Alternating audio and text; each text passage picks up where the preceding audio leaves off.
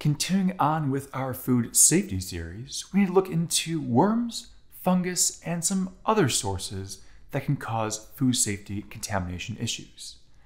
So where do you pick these up? What do they cause the symptoms of? And how do you prevent yourself from getting any of these in the first place?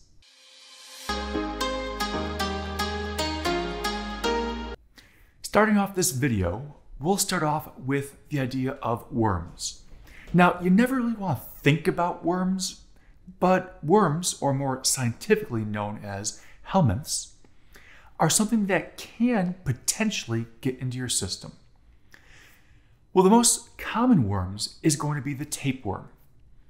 Now, while the tapeworm is species specific, you can still have infections in humans of tapeworms. What that means by being species specific is that if, let's say, a chicken has a tapeworm and you happen to ingest that tapeworm, it wouldn't necessarily be able to survive in your body. Now, as nasty as that sounds, that's a good thing considering it can't grow in your body. But now, if you are unfortunately ingesting a species that you can have growing, it starts off with the eggs. The tapeworm eggs are typically where ingested.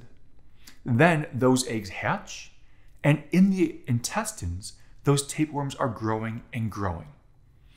Once the tapeworm becomes basically mature or an adult, it's going to latch onto the intestines and then just start leaching nutrients out of the intestines.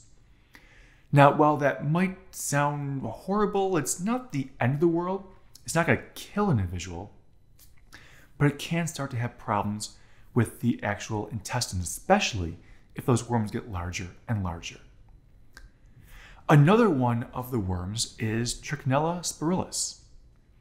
Now, this one typically comes from undercooked meat. So again, there's that reason of why you cook the meat to a certain temperature. This one is not growing in your intestines though. Instead, it's going to end up growing in your muscle tissue. So it can grow in any of the muscle tissue in your body. For this one, humans are considered a dead end because we really can't transmit it because nothing's going to eat our muscle tissue. But they can still impact our heart and various other important and vital muscles in our body. So if you start having an infection in the heart or the diaphragm, for example, it can cause an impact on the heart itself for beating, diaphragm, breathing. So these could be quite problematic still. So all those different things that are meat, looking at beef, pork, chicken, fish, make sure you're cooking them to the appropriate temperatures to kill off any potential pathogens, in this case worms, that are present.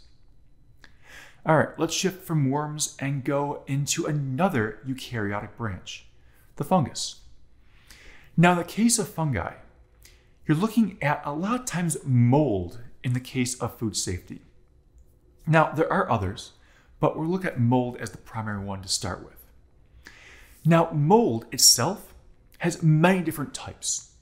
And likewise there, because of many different types, it can impact up to 25% of all food products available. That means this can impact a huge range of what you can eat. Now, we're typically not worried about the actual mold itself. I'm sure you're not going to eat something that looks moldy, but that actual mold usually wouldn't cause a problem. The issue comes in with what the mold produces. Molds can produce toxins. Those toxins are what could have an impact on our systems. Now, the toxins primarily come in two main types. You're going to have aflatoxins and you're going to have mycotoxins. We're going to start off with those aflatoxins. Aflatoxins, a lot of times you'll find things that are tree nuts or peanuts or even corn.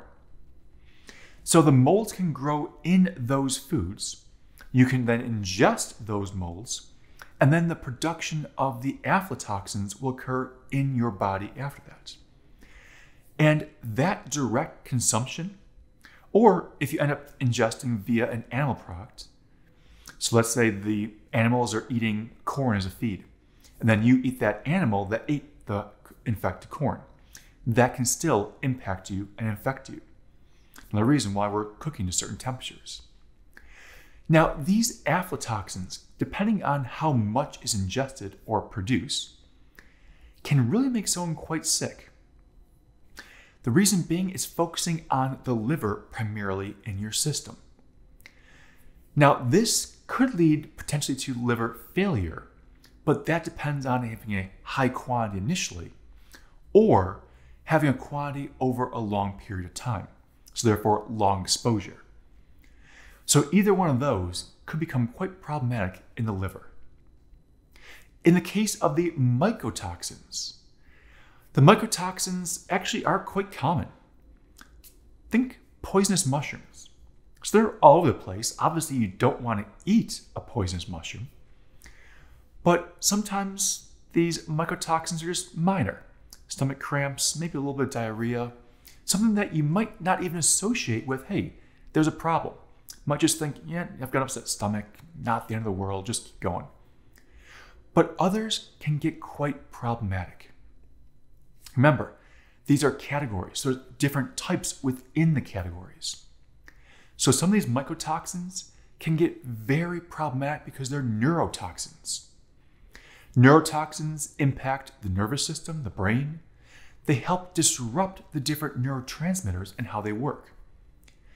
Enough exposure to these neurotoxins could actually lead to death as well. And some of these mushrooms are so dangerous, they're given names like death cap or destroying angel, because just ingesting one of these things could start causing serious problems very quickly. So those are the aflatoxins and the mycotoxins. Now, we've mentioned mushrooms already, so let's stay there for a second. Now, obviously, some people enjoy eating mushrooms. Some people can't stand the taste. Preference, no big deal. But knowing which mushrooms you eat is important. Obviously, the ones you pick up at the grocery store, those are safe. But if you're out foraging for your own mushrooms in the forest, that could be more complicated. You need to make sure you know which ones you have and which ones you're finding. So either having someone that knows what they're doing as a guide, or having a very good identification and then double checking things before you ingest. Because some of these mushrooms, as we mentioned, that death cap, that destroying angel, and there's other ones that are even worse. Those simply by having one of them can destroy your liver, destroy your kidneys. And these can very quickly lead to death. We're talking sometimes a couple hours in very severe cases. So ingestion, 2-3 hours later, unfortunately, the person is dead. So the toxic aspect of mushrooms, if you're foraging on your own, could be something to be concerned about. So really, when you're dealing with these, make sure you know what you're eating and watching out for the ones that are toxic. All right, intoxication. So obviously mentioned as toxins now, but the idea of intoxication can also be from chemicals. The crops you eat. Well, in more westernized civilization, we have all of these different pesticides, all these different chemicals put on the crops to try to maximize the yield and minimize fungal infections or bacterial infections or viral infections or pests in general.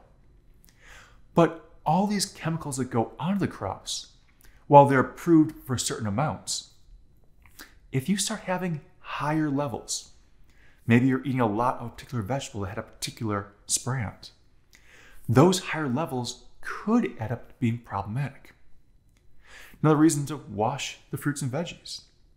By washing them, you're trying to remove those sprays, remove those chemicals that were added on. Now, those aren't the only pollutants. Those aren't the only intoxications we can have that can pollute into your body. But there are other things, other pollutants out there.